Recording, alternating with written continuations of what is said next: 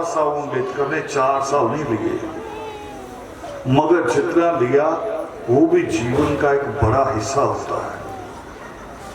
कितना समय लिया बाबा साहब अम्बेडकर ने? 2 साल 11 महीने और 18 दिन। और उसका फायदा क्या हुआ? उसका फायदा ये कि आज ये माइक लगा के इस पंडाल में, बड़ा पंडाल, दूर तक आवाज, हम सत्संग कर रहे हैं, ये उस संविधान ने दिया। नहीं तो इससे पहले नहीं। इससे पहले तो एकलव्य की कहानी पढ़ो, उसकी मां जंगल में जाके छुप के 4 ईंट लगा के पूजा किया करती थी और एकलव्य तक जाने की जरूरत ही नहीं। मैं आपके नजदीक ही खत्म कर देता हूं बात। हर साल शुरू होता ना कावड़,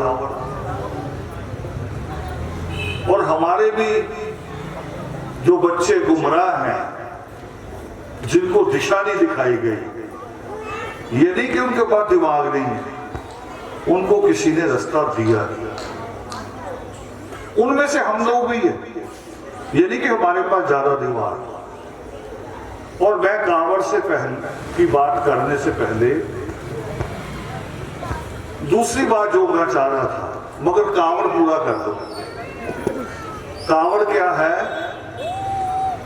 एक लकड़ी कंधे पे रख के उसके दोनों तरफ 2 मटकी ऐसी बांध लेते हैं और कह रहे गंगा जल लाएंगे हरिद्वार से, और अपने अपने मोहल्ले, बस्ती, गांव के शिवलिंग पे चढ़ाएंगे। अब तो आपके पास मोबाइल है, खबर अखबार में बाद में छपती है, मोबाइल में पहले आती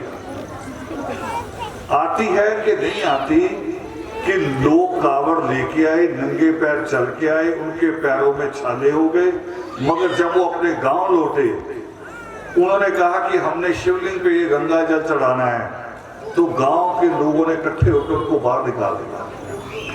वो कह रहे भंगियों का नहीं चलेगा। मैं आपकी भाषा में समझा रहा हूं। वो कह रहे आप भंगी हैं, आपके हाथ का गंगा जल नहीं चढ़ेगा। अब देखो इसमें भी एक भेद भंगी होने में भी बता रहा हूं। भंगी कौन? जो कूड़ा उठाए, उसे कह रहे ना। मैं पुराने इतिहास में नहीं जा रहा, भंगी शब्द शुरू हुआ था महात्मा रावण से, मगर अभी तक की बात पे कह रहा हूं। भंगी वो जो कूड़ा उठाए, पंजाब में उसे चूड़ा कहेंगे। गांव में हम जाते हैं, पंजाब के गांव में कितना बड़ा आदमी हो, उसके घर का जब एड्रेस पूछते हैं तो वो कह रहे चूड़े के जाने का। चूड़ माजरी बोलते। और बाबा साहब अम्बेडकर तो वो थे जिनकी डिग्री हम लोग गिन नहीं सकते। मोटा सा आंकड़ा याद रख सकते हैं, अगर कोई कहे भी एक डिग्री बोलनी शुरू करो, गिन नहीं सकते। ये नोट के ऊपर जिसके साइन होते हैं ना, सबसे बड़ी चीज नोट ही है ना, पैसा। कभी पैसों के ऊपर देखना, सिर्फ 1 रुपया छोड़ के बाकी सारे नोटों के ऊपर साइन होते हैं। और जो साइन करता है उसकी जो डिग्री होती है वो इकोनॉमिक्स की होती है। जो देश का प्रधानमंत्री रहे ना मनमोहन सिंह, ये भी पहले रिजर्व बैंक के गवर्नर रहे, उनके साइन भी है कई नोटों। और बाबा साहब अम्बेडकर ने पहली डिग्री इकोनॉमिक्स में की थी, और डिग्री एमए नहीं, पूरी पीएचडी की। और अगर वो अपनी नौकरी में रखते अपनी डिग्री के हिसाब से, तो रिजर्व बैंक के गवर्नर बन जाते कि नहीं बन जाते? नोटों पे उनके साइन होते कि नहीं होते?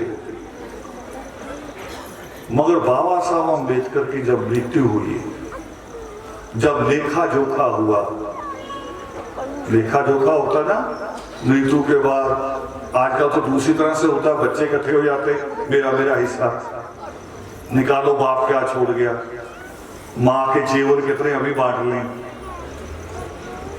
बाबा साहब अम्बेडकर ऐसे नहीं, उनका तो 5 बच्चों में से एक ही बचा था। वो लेखा जोखा नहीं, जो उनको समझते थे लोग, जिन्होंने उनके दुख देखे थे, वो लोग जब इकट्ठे हुए, उन्होंने जो लेखा जोखा किया तो उन्होंने पाया कि बाबा साहब अम्बेडकर की जब मृत्यु हुई तो उनके ऊपर हजारों रुपयों का, हजारों का कह रहा हूं क्योंकि उस वक्त 1 रुपये तनख्वाह होती थी, कभी कभी 1 रुपया भी नहीं थी, 1 रुपया तो परमानेंट की तनख्वाह थी। हजारों रुपयों का बाबा साहब अम्बेडकर के ऊपर कर्जा था। वो किस बात का कर्जा था? जो अपना खाना रखा हुआ भूल जाते थे, खाना रखा हुआ भूल जाते थे, फिर उनके ऊपर कर्जा किस चीज का था? एक ही शौक था उनका, पढ़ना पढ़ना और पढ़ना। बाबा साहब अम्बेडकर की अपनी पर्सनल लाइब्रेरी में 32,000 किताबें थी। 32,000। हमारा कोई पढ़ा लिखा पकड़ लेना, पढ़े लिखे में भी वो जिसका वास्ता पढ़ाई से हो, यानी टीचर, कोई टीचर पकड़ लेना, जाना कभी उसके घर, 32 किताबें भी अगर आपको मिल जाए लेटेस्ट तो मुझे पकड़ लेना। उनको कहो जी आपने ये किताब नहीं पढ़ी, नहीं, वो कह रहे बड़ी मुश्किल का स्यापा हो क्या है। ऐसे ही कहते हो ना आप सारे पढ़ने वाले, जिस दिन आखिरी पेपर होता है, कह रहे बड़ी मुश्किल स्यापा हो क्या है। शिक्षा को स्यापा कहोगे तो पाओगे क्या? और बाबा साहब अम्बेडकर अगर बाबा बन गए होते तो फिर अब आपके काउंसलर भी बनते हैं। मैंने तो आपके लीडरों को सुझाव दिया था, आज सबसे ज्यादा मेरी कौम का लुधियाना में, जंदर में भी नहीं है इतना, अमृतसर में भी इतना नहीं है, लुधियाना में तो काउंसलर सबसे ज्यादा शोषण कर रहे हैं, अपने घरों पे हाजिरियां लगवा रहे हैं। मैंने कहा लुधियाना के लीडरों को,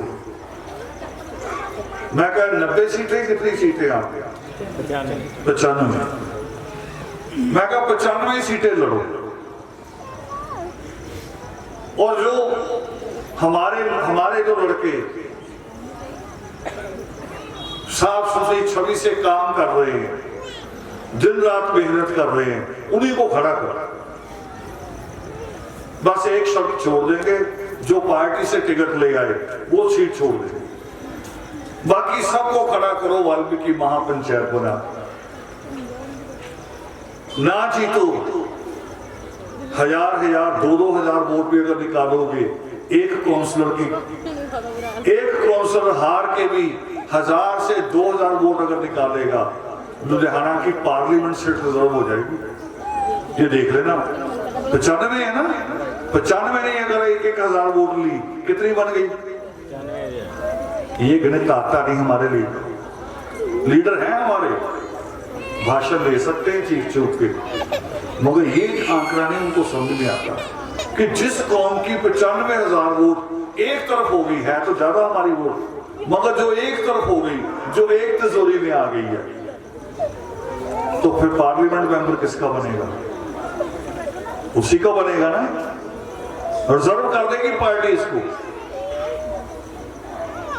शोषण रोकने के लिए, लीडर बनने के लिए नहीं। ये कि मुझे ये नहीं शौक कि 95 को इलेक्शन लड़ूंगा, मैं मेयर बन जाऊंगा, ये शौक मुझे कभी नहीं। कौम की ताकत बने। और बाबा साहब अम्बेडकर तो कोई शौक नहीं था, 20,000 का खर्चा था, क्योंकि किताबें खरीदते थे, फिर हमारे लिए आजादी के लिए हमारी लंदन जाते थे मीटिंगों में। मीटिंगें लंदन ही होती थी सारी, जिसको आपने पढ़ा होगा गोल मेज कॉन्फ्रेंस। बेटा ये रास्ता बीच में से बना दो, यहाँ ये रास्ता यही था, लोग बहुत मुश्किल से आते वहां से, यहां से बिना बोले